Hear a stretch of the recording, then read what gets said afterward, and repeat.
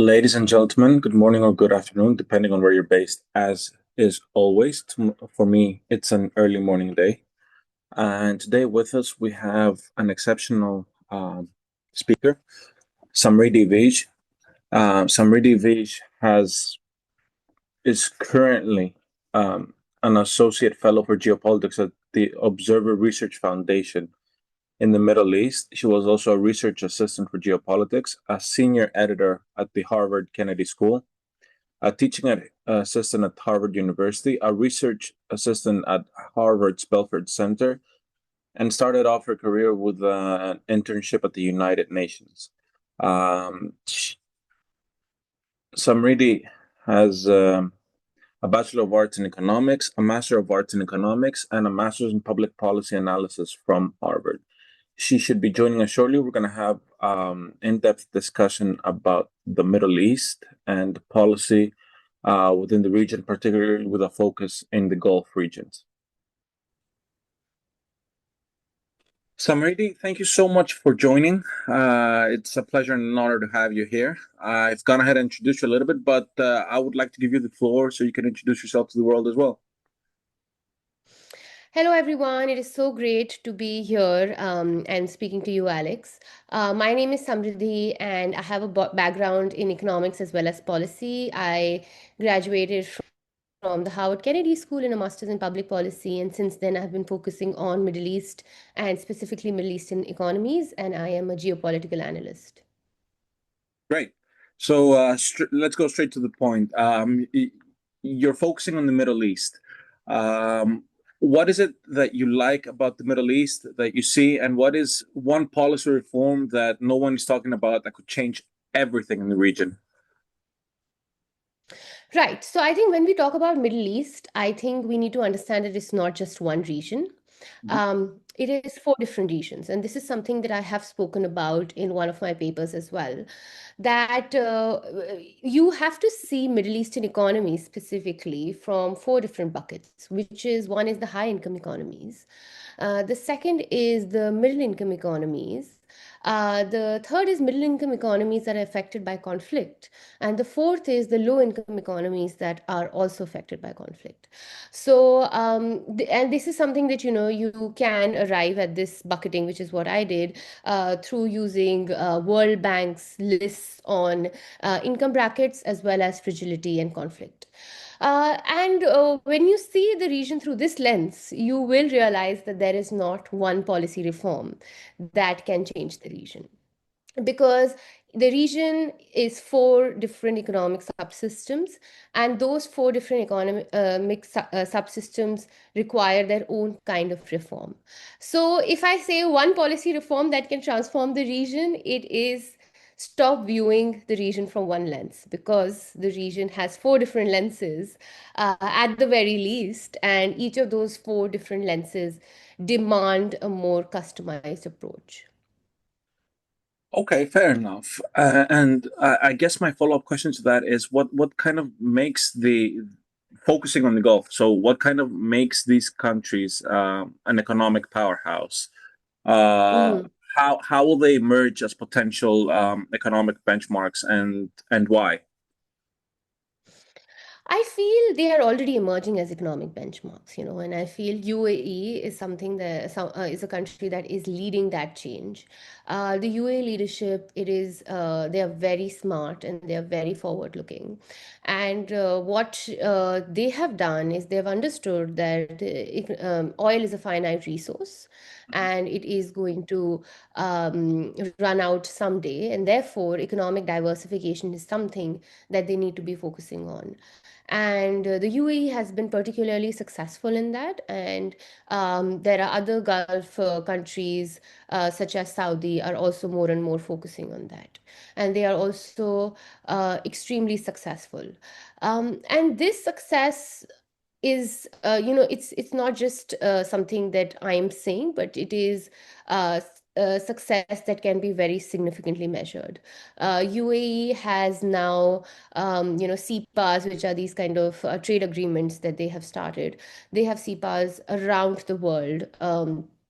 And if you see, UAE is now top 10 in terms of global soft power rankings, and I think this is the third year, 2025, third year that UAE has been in the top 10. So you are seeing how they are using economic might to transform their economy through sensible partnerships on trade and connectivity. And that is not only reaping economic benefits for the region, but it's also transforming how the world views them in terms of their increased soft power. And most of the GCC countries are sort of on that trajectory now. And you can really see how they are all have a forward-looking outlook on economic development. I agree with you. I think one of the main reasons they've done it is basically twofold, and I just want to get your sense of opinion on this. One is they've brought some of the greatest minds from the rest of the world, whether it be in consulting or any other segment, or even research, right? And they've given them a tabula rasa, blank slate on helping them formulate these policies based on the experience that they have had in their own countries of origin or through their education. And the other thing is how they've managed to upscale this. So when you're talking about security, for example, low taxation, practically no taxation, safety, equality, questionable on the equality, maybe, but I mean, when you're talking about some very key aspects of human rights in terms of living in a civil society, the UAE ranks very high on all of them. So I think they've leveraged that soft power really, really well. But I also think they've gotten a global insight into how to do that that has really worked for them. Yes, absolutely. I agree. And I think the fact that they're able to attract international labor from around the world is what makes this region different. And as you said, those incentives are right there. There are high-paying jobs here that are tax-free. They have managed to create a good standard of living for most people that are here. And I think international labor does make a big difference in terms of innovation and the kind of innovation that can be coming out of the country. Because if you see, some of the other success stories, if you see a country like the US, one of the major contributors to their economy, especially their innovation economy, is immigrants. I think the statistics are about 30% of the innovation that happens in the US happens because of immigrants. And innovation is something that has a very high return on investment. Mhm. Um, and the US, what it was probably in the 70s and 80s, where people from around the world were going to America to work and probably create a living, is what I feel is now happening in countries like the UAE and the wider Gulf, where people from around the world are coming and they feel that their life and their economic trajectory can transform by just working hard. So I think that there has been that shift in terms of the migration patterns, and UAE has let that shift in the Gulf, and now there are more and more countries that are capitalizing on that by creating similar incentives. Okay, cool. Let me ask a question about that. And it's kind of a complex question, right? So, if you were advising a potential minister of economy in any Gulf country, right? And said minister asked you to give them a projection for the next 30, 40, 50 years on how they might potentially need to transform their economies or fix their policies currently for the next 50 years. And that being addressing inequality within the UAE, or equitable growth across all of the Emirates. How would you tackle that?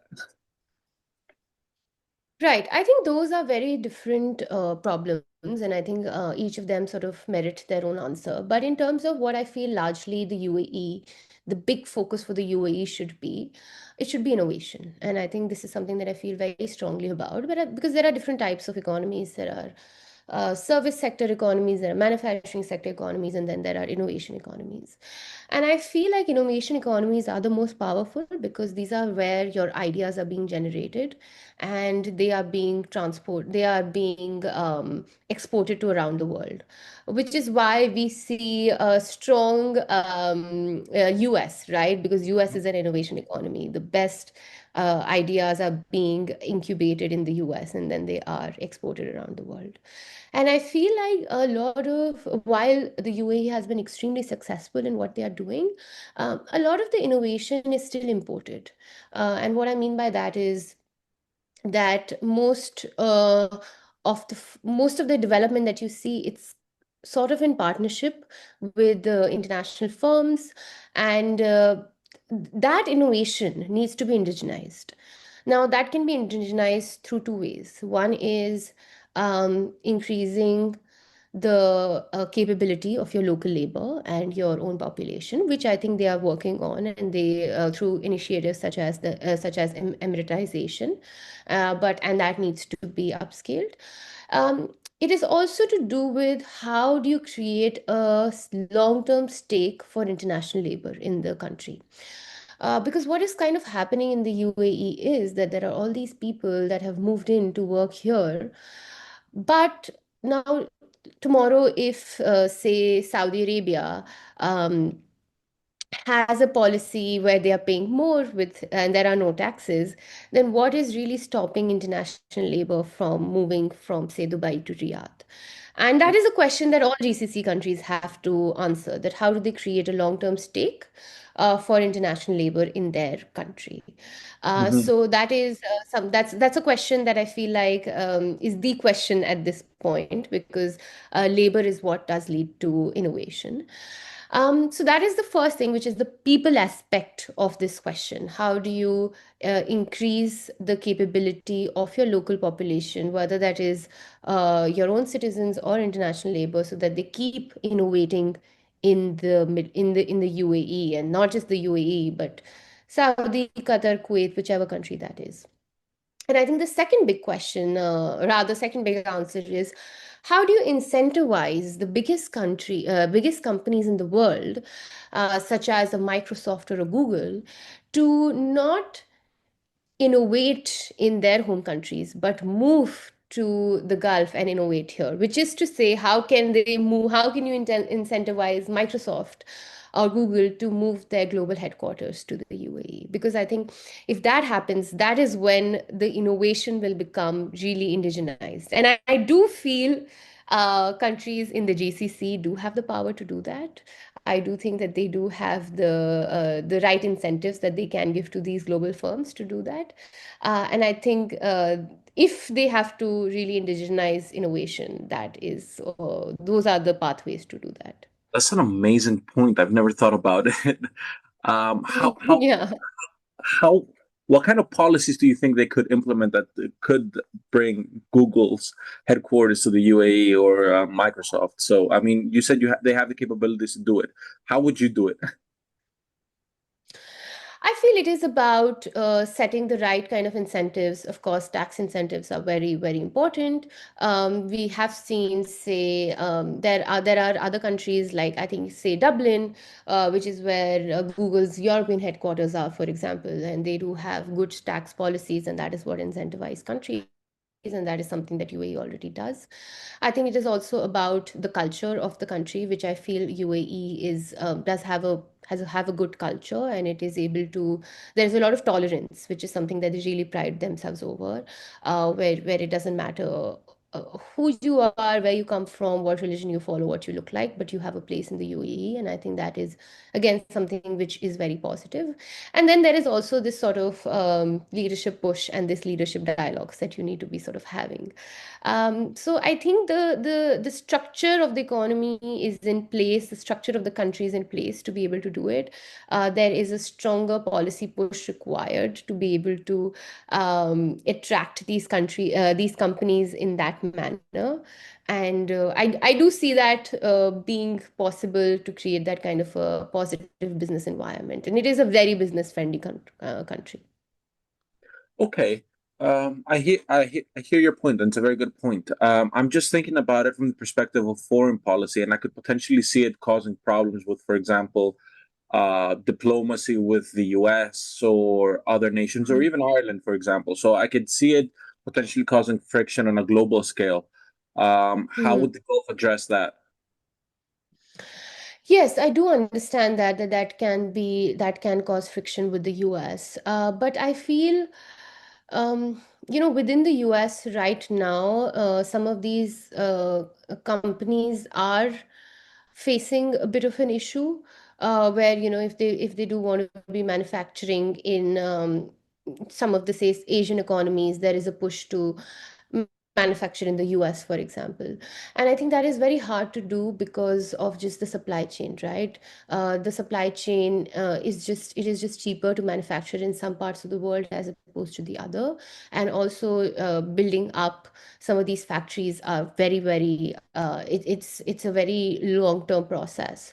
So some of these companies are facing this increased regulation in the US, which might be hard for them to navigate.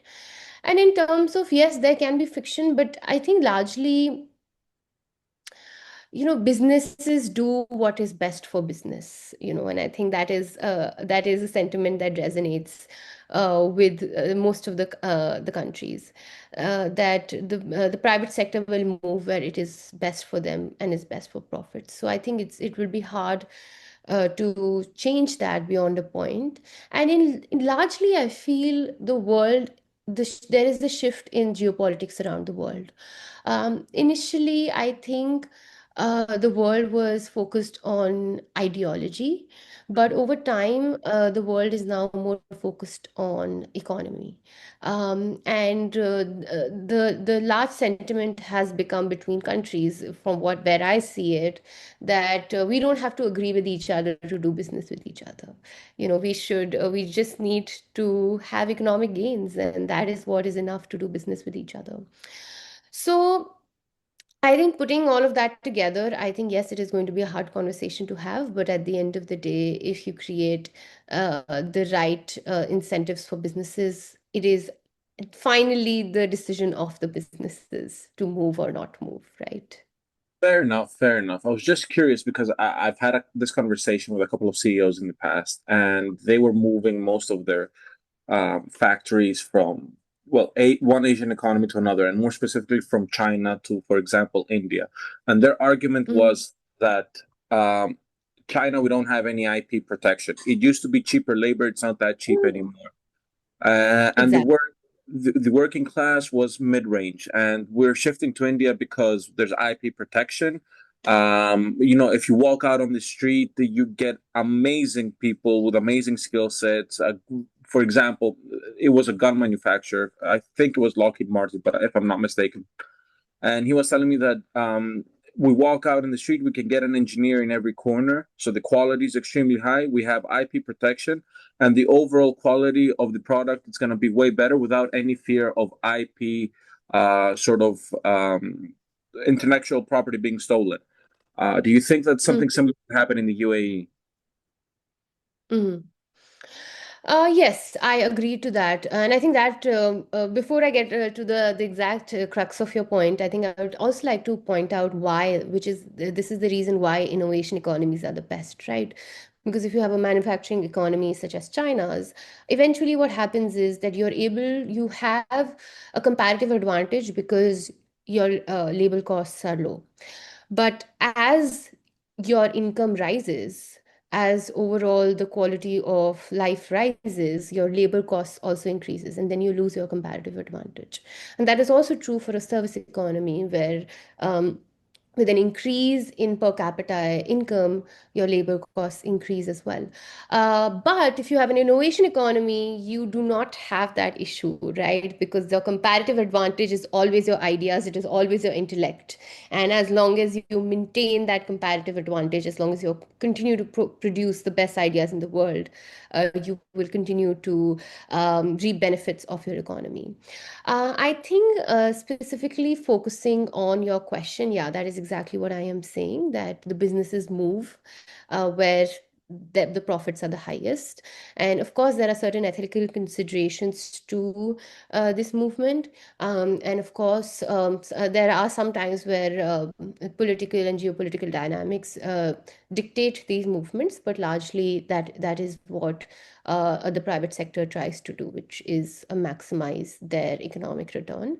And yes, we are seeing this movement out of China into countries such as India because the labor costs are still lower there, and also there is greater IP protection.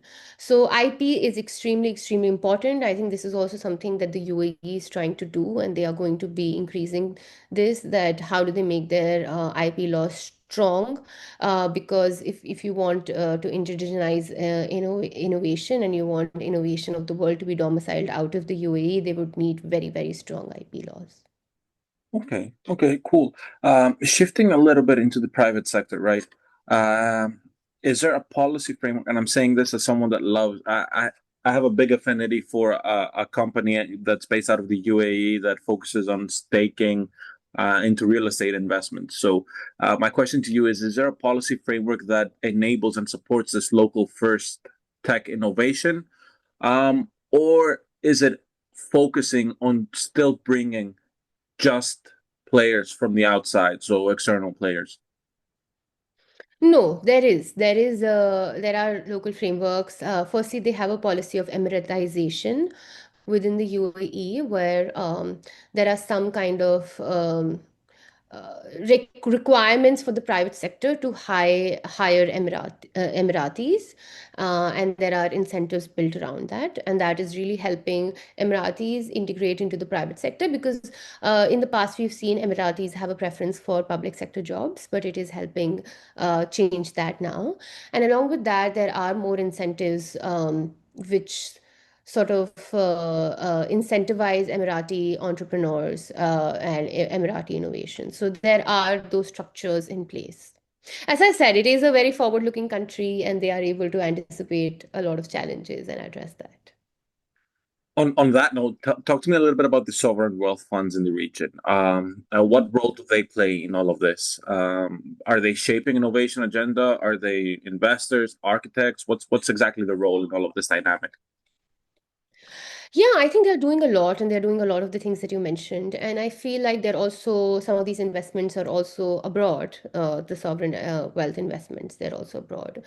And that has also, I think, contributed significantly to increasing the soft power of these countries, And I feel like sometimes if we look at a lot of times international investments uh, are seen as charity, but that's not true, right? International, if you are investing in countries abroad, that does lead to some kind of benefits for your country, some kind of national benefits. And one of those things, direct ways of measuring it, is that increase in soft power that helps you. So these sovereign wealth investments, they are doing a wealth of things, and they are investing both internationally, nationally, and that has benefited both in increasing the economic as well as the soft power might of these nations. Okay, and how does AI play a role into all of this? How does it help sort of fix the Gulf economic structures, or influence the future of the Gulf economic structures? Yes, I think AI, it is still an evolving story, I would say. And I think there's a lot of research that is being done to understand the impact of AI on economies. I think what AI can be compared with is the Industrial Revolution. That's what I would say. In when you had the Industrial Revolution, there was so much chatter about whether machines will replace human beings. I feel that they did in some way replace human beings. But humanity also evolved, and now, we do have more jobs for human beings. So, I do think human beings don't go out of business, and they find a way. And I think AI, this charter is the same, that will AI replace human beings? I think the difference between the Industrial Revolution and AI is that Industrial Revolution impacted more unskilled jobs, and AI will impact more skilled jobs, and that would be the difference. And I think this is, as I said, it's still an evolving story. I do see AI having significant benefits for the economy. They are going to automate a lot of the jobs that are done. But I do think it will help humanity as a whole progress, and it will help become more upskilled and do more niche jobs, so to say. So I don't. Maybe there would be some teething issues and there would be some growing pains in terms of how it is impacted. It will impact the economy, but largely I do feel that most economies are going to find a way for jobs for all. Like, there is a space for machines and there is a space for human beings, and then there will be a space for AI. And I think over time we would sort of recover from that. I think in terms of how the Gulf countries are approaching AI, I feel like again UAE has been at the forefront of some of these dialogues. I think UAE has a ministry that focuses on AI as well, which is one of the first in the world. So they are very strongly focusing on AI. I think they also had a big deal with the US for an AI campus in the UAE in Trump's last visit. So this is something that they are very bullish on, and they are approaching AI as one of their emerging priorities. Noted. Let me shift a little bit the conversation, right? And I'm looking at the UAE as an outsider, and I see a lot of infrastructural projects, things like the Gulf Railway or big towers, things like that, right? Is this integration sort of narrative? Is it symbolic or is it something that's transformative? Does it align, for example, in the economic policy with the economic policies, or is it just something that we're doing out of simple, basically symbolism? Sorry, could you repeat that integration into? So yeah, look, how do infrastructural projects like the Railway basically fit into the region's integration narrative? Is it symbolic or is it something that's truly transformative? So I think with the Gulf Rail conversation that has been going on for a very long time, and I think somewhere the issue is that the priorities are different for different countries, and what is how it is structured is that each country sort of builds their part of the railways, right? So if there is a certain amount of lines that are passing through the UAE, then UAE is responsible for funding and building it. So what we have seen is that some parts are more built than others. It is got to do with the national priorities, and it's also got to do with the availability of funds. And the other thing is, in terms of national priorities, if there are smaller countries that would not end up using the railways as much, then it has sort of been deprioritized in that country. So I think this is why this project has taken some time to really hit the ground and sort of achieve the goals that it had set out to achieve. I do feel that it could be transformative, especially in terms of freight as well as movement of people. And there are ways of sort of re-engineering the project in terms of giving it another push. And I think we could also see it from the lens that instead of uh, there could be a more there could be an overall fund that is put in place for the GCC railways that all countries could contribute to, and then it is divided across the railway. That could be a possible way. And also, maybe there could be some kind of calculation on which countries are to benefit the most out of this railway system. And that could be also a way of us understanding the contribution. But yes, I think definitely if this project does see completion, it could really, really cut down on time as well as resources required for movement. During the course of our conversation, you mentioned a lot a shift into economy first approach and soft power. So I have two questions for you, and these are kind of like our final ones. The Mhm. first is, can economic agreements across the Middle East survive without parallel political reconciliation? Hmm. Um, I think this is like sort of the question, right? At this point, we do see that a lot of times economic agreements are reached even without political reconciliations, and I feel some of them have worked out in the past. We do see agreements such as the Abraham Accords that are still standing, and I feel what ends up happening is in any kind of political reconciliation or any kind of peace agreement is that you need to take baby steps. And interestingly, my master's thesis somewhat I focused in Yemen, and what that thesis focused on was understanding what are the peace processes and what is the Mhm. best way of achieving peace. So one of the findings that sort of emerged from that was that you need to find agreement on the technical aspects first, and then that sort of carves the pathway for agreement on political aspects. So here we were working on the issue of water in Yemen. So if you know, for example, if I take this small case study, so water is something that everyone can agree on, right? Like water is important, everyone benefits from shared water resources, etc. So if you find agreement on something such as water, that builds enough trust for you to then find agreement on the more contentious political aspects. And I feel like that is how I also see some of these economic agreements. If you begin with talking about the politics, it would be you'll be fighting a losing battle. But if you start uh, talking on some of the less contentious issues, which is like the economy, if you get into trade agreements, everyone will benefit. Your economy will benefit, my economy will benefit, everyone's economy will benefit. And that is something that everyone can agree on. And when you agree on some of these more technical aspects, that sort of caves the pathway of building trust to then have conversation on the political aspects. Now, that is one way of looking at it. And the second way of looking at it is that uh, we never need to find agreement on the political aspects, right? Like we are doing business with each other, we don't have to agree with each other.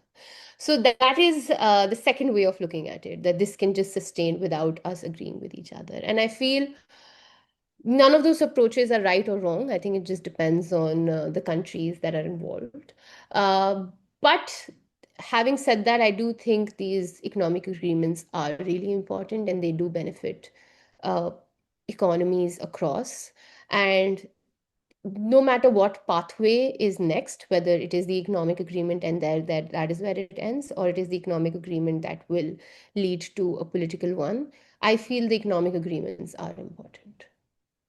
Interesting. I think with Trump's arrival, this has also taught us one more thing, that even politics could be treated as a business. And if you Mhm. do that, potentially you could have um, just economic agreements without any political reconciliation altogether. And I feel that is what has sort of been the wave across the world, where more and more countries have come to the conclusion that I don't have to like you to do business with you. And that is to say, of course, Trump and the GCC, they have a very strong relationship and they do really like each other. But broadly, I feel like with a lot of countries, that is, you see this sort of shift in foreign policy almost, where countries feel that yes, as long as there are economic gains to be realized, we can put aside our political differences. And my final question was around soft power, right? Do you think that economic tools used by Gulf nations impact soft power globally, but more specifically in Africa and South Asia? Mhm. I do think that yes. So see, soft power is just not the economic tools. I feel like there are different tools that are being employed by different cast of characters in the Gulf. And in fact, one of my papers that is going to be out in another month focuses specifically on soft power in the GCC and how different countries are cultivating it. And I think it's to do with a lot of things, right? It has got to do with culture, your political values, your foreign policy, as well as the economic tools. And there are different tools that not just the UAE but the GCC countries as a whole are employing. We do see the GCC countries, specifically Qatar, being very active in terms of mediation. Mhm. And I think that has sort of changed their global image. They have mediated significant amount of agreements, and that has given a powerful signal that we are somewhat geographically a small country, but we do have a significant might to broker some of these really large deals. Along with that, if we speak about Qatar, we also see Al Jazeera, Mhm. which is become more and more an international voice. And Al Jazeera sort of is that, and news and news channels are also a significant source of increasing of soft power around the world. We see that with outfits such as the BBC and the Reuters.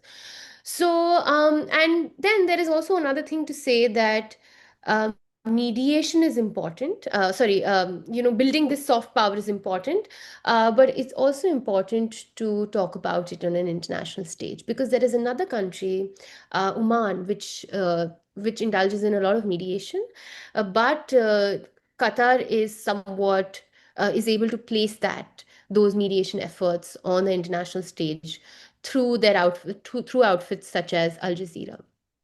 So I feel economic tools are just a very narrow way of looking at what are the different pathways that are being employed by the GCC countries in order to cultivate soft power. And I think they do have a more nuanced approach to it. They are becoming more and more sophisticated with their positioning around the world. And I do think it is working, because most of these countries, if you look at their global soft power rankings, they are improving, and some of them have seen some very big leaps in the last few years, and I think it is working. And then also you see geographically how small this region is compared to the world, and if you see so many of these countries improving, entering the top 10, that means a lot. Fair enough. Fair enough. That's very interesting. I think the way I want us to conclude is by me asking you this, and it's not more of a question; it's more of wisdom sharing, right? With the journey you've taken, and your studies and your career path in the Middle East, what is one piece of advice you would give to people that want to follow a similar path or want to focus in geopolitics or economics? Or potentially, younger people as well. What would be your one piece of advice? I feel my one piece of advice would be to have a very long-term vision, but to have short-term goals, and which is what I always feel that sometimes I started off in a very small sort of town in India that not very many people would have even heard about in India. But I think growing up, I really, really wanted to get into the field of geopolitics and foreign policy, and it just seemed so far-fetched at that time. But I did break down that long-term goal into that long-term vision into short-term goals. And you should always have a 10-year vision, a 5-year strategy, and a 2-year plan. And that is what I feel. And I think that can really, really help you achieve what you are trying to achieve, even if it seems far-fetched when you begin with. That's great. I think we'll close with that. Thank you so much for taking the time to speak to me, Samriddhi. It was great meeting you and great to hear about all of this and getting your feedback on the region as well. Of course. Thank you so much for having me.